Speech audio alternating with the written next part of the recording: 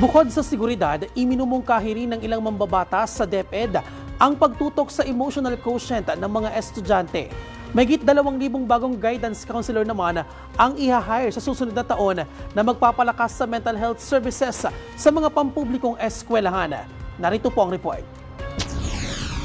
Hindi maiwasang ibalik ni House Private Prosecutor Attorney Lorna Capunan sa Vice-Presidente at sa pamilya nito ang nangyayaring karahasan sa mga eskwelahan, sangkot ang mga kabataan. Posibleng nag-ugat aniya ito sa naging asal ng ikalawang Pangulo nang pagbantaan niya ang buhay ng ilang matataas na opisyal ng gobyerno, kabilang na ang Pangulo. Dagdag pa niya rito ang umano'y extrajudicial killings sa war on drugs ng nakaraang administrasyon. Dahil dito, dapat aniyang papanagutin ng Vice-Presidente at hindi dapat ipagsawalang bahala ang aniyay lalong paglaganap ng kultura ng karahasan. Kasi pinag-uusapan natin si Vice President Sara at yung kanyang pronouncement, no? Paalala natin, sabi niya, kung nangaliwa ang kanyang asawa, mag-hire siya ng assassin ng 5,000 pesos. Di ba? Ganun na ba ang kultura natin?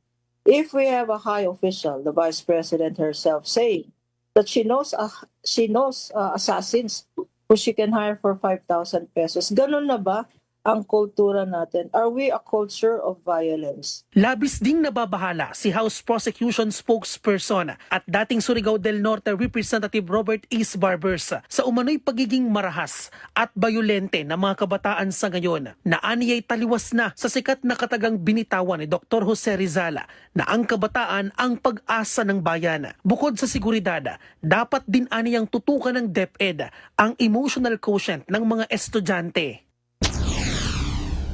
Hindi ko alam paano sila, sino nag-iimpluwensya sa kanila na nagiging ganito sila. But we must really study and ensure, no, na hindi lang yung IQ ang dinedevelop sa kabataan, kundi pati na rin yung EQ. Samantala, naglaan naman ang gobyerno ng mahigit 800 milyong piso sa 2027 budget ng DepEd sa pagkuha ng mahigit 2,000 bagong guidance counselor sa mga pampublikong eskwelahan sa Pilipinas. Layo nitong palakasin ang mental health services ng DepEd. Ako po si Bien Manalo. Para maging updated, manatiling nakatutok sa Congress TV Digital at sa iba pa naming social media pages.